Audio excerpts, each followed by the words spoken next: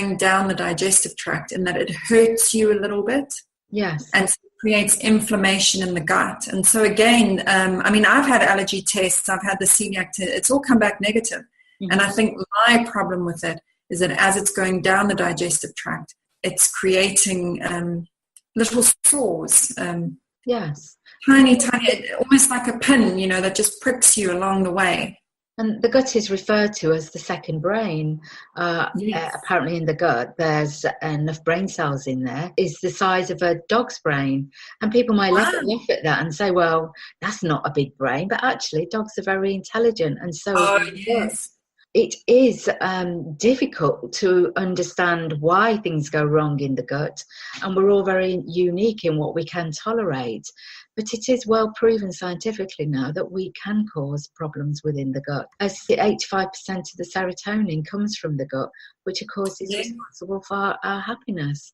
Absolutely. There's many physical, emotional and mental issues are from the gut. And there's the connection with the heart and with the brain. So we have this trinity of brain cells that's from the gut to the heart and to the brain, and each one of them communicate with each other. So is there any wonder that things can go wrong? If something's wrong in the gut, it's bound to affect the rest of the body. Yes, because it's a whole system that works together. And in some of my research, actually, they have identified a link between eating gluten and depression. Look, it doesn't mean that all depression then is caused by eating gluten, but they have suggested then that it could help people with depression if they do go gluten-free. Yes, I believe that, because a lot of emotional issues do come from gut instinct. If you're following your gut instinct, you're most likely to make the right choices. But once you bypass the gut and take no notice of it, then you're relying on other things to help you to resolve issues. Which brings us to our third point here. There is hope. Many people have reversed symptoms of incurable autoimmune disease. And that is not just what you're talking about, that's other autoimmune diseases as well. Absolutely. So when I ended up doing that very intense diet to heal leaky gut, I did loads of research online, and there are incredible stories out there. There was literally a woman, I think she's got ME, and she was in a wheelchair, and she's now walking. That is amazing. And it's all down to food. So can you just explain leaky gut? Because the audience may not understand what you're saying, what you're talking about when you refer to leaky gut. What is leaky gut? Yes. When it was first said to me, I just said, no, I don't have diarrhea. That's the automatic assumption I made. So what leaky gut means is that the gut lining is damaged, and so toxins are leaking into the bloodstream, and that's where that the leaky comes from. So you get tiny little holes. So this is where gluten is seen as a culprit, in that each time you eat gluten, they explain it a bit like a brick wall. And the gluten comes along and knocks out a brick here and there, but your body repairs it. But with leaky gut, the body is not repairing it as quick as the bricks are being pushed out. Is that because the body system becomes overwhelmed? Yes, because with all of these toxins being released into the bloodstream, the immune system is then set off, and it's pretty much active 24/7. So the poor immune system gets no break. Does that affect the metabolism as well? I'll admit I'm not sure about that. It might do. But what I read about the immune system is that when it's constantly stimulated like that, it starts, they call it shooting now and asking questions later. Wow.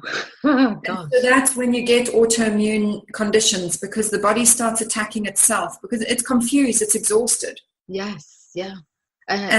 Just like we become confused and exhausted by the negative thoughts that we are, 70% of our thoughts are negative. And I strongly believe that the mind-body connection does not really help the digestive system in any way.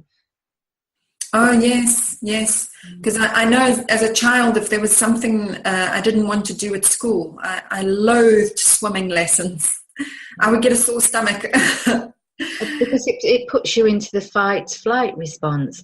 the 3Fs, fight, flight, or freeze. And, before in the Neanderthal times, we used to use this response to escape a saber-toothed tiger or for survival. But now the fight-flight response kicks in just because of emotional responses.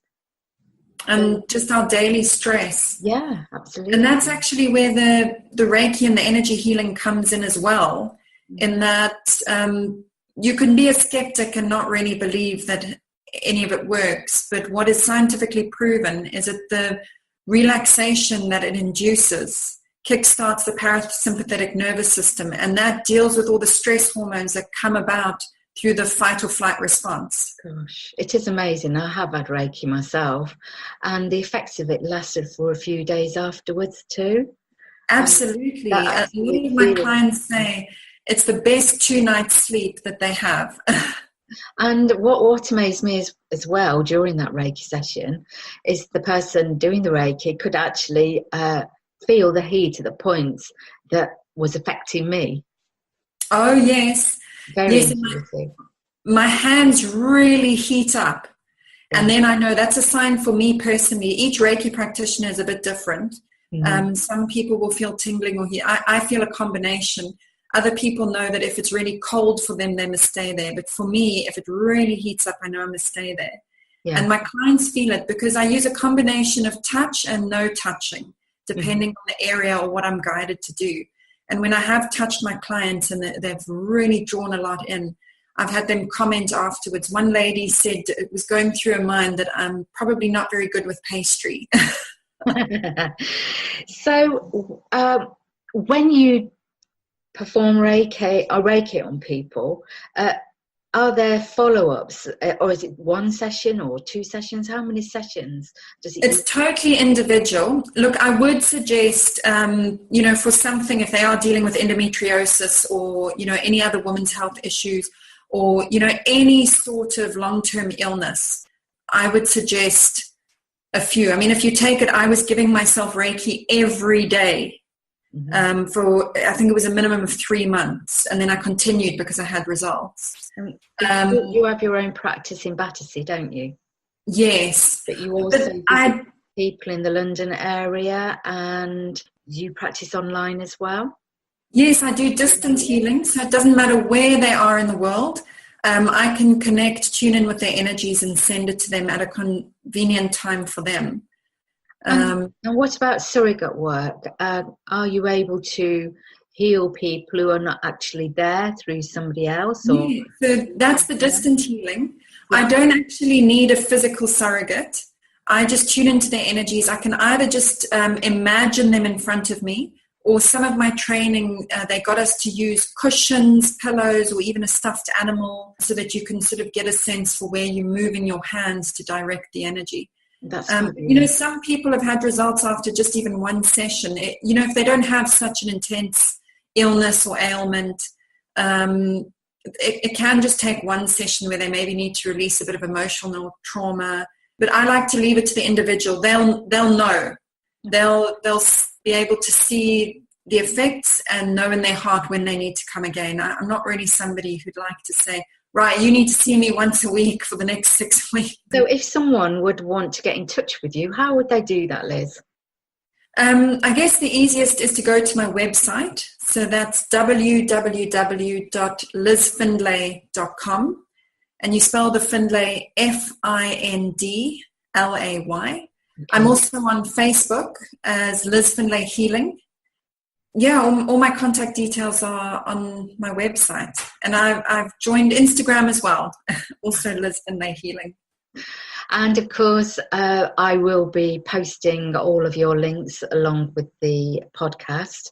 So that will make it easier for the audience to get in touch with you. So what about the future for you? Do you see yourself having any further surgery? Absolutely not.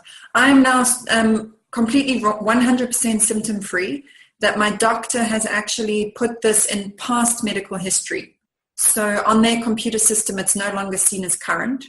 That is such an amazing result.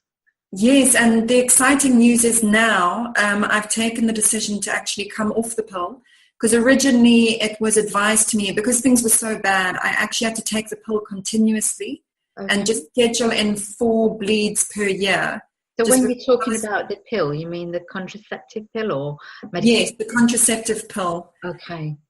Because it seems to be the standard go-to prescription for women with endometriosis. And I will admit it did provide some relief. And the other benefit, which I know is not ideal, it's natural for us to shed our blood lining once a month. But because things were so bad with me, I would not have that break within the pill to then have a period. I would just take packs back to back. And then when it was convenient, they said to just schedule in 4 bleeds per year. And I managed to, once I became symptom-free, to then have a monthly bleed, no problems, which was excellent. And now I'm taking the decision to actually come off the pill. But I've done loads of research as well, in that when you've been on it for 18 years like me, the body can go into shock. I know the doctors say you just stop the pill. Yeah. But there are loads of things that you can do to support your body while you're coming off, because you can get all sorts of symptoms, never mind just your period sort of coming and going or all of that. You can get mood swings, headaches, because essentially your body is in a way detoxing as well, because you've had these synthetic hormones. Well, like any medication, it's a toxin that you're introducing into the body, and once the body accepts it, that's fine. When you first went on the pill, there was probably symptoms that you had, and now that you want to take that away, the body is going to really object. So it's about managing that and titrating off it in a sensible way. And I was very fortunate, because one of my clients is actually a functional medicine doctor. Wow. And while I'm not her patient, she was very kind to just give me a bit of a side note of introduce more wild salmon, but it must be the wild version. Increase vitamin D levels. Yes. And eat lots of almonds. So and I tried to stick to organic wherever possible. So yes, I went and bought myself loads of organic almonds, and I've been enjoying them. They are very, very therapeutic in the sense that they give you the right nutrients in order to deal with what is going to occur in the body whilst it's becoming free of the toxins. Yes, yes. So it's not over for you yet. You still have quite a long way to go in terms of learning. When you talked about functional medicine, what is functional medicine? So functional medicine doctors are a little bit different to our conventional GPs in that they also use a lot of, for want of a better description, maybe natural and perhaps in some sense herbal.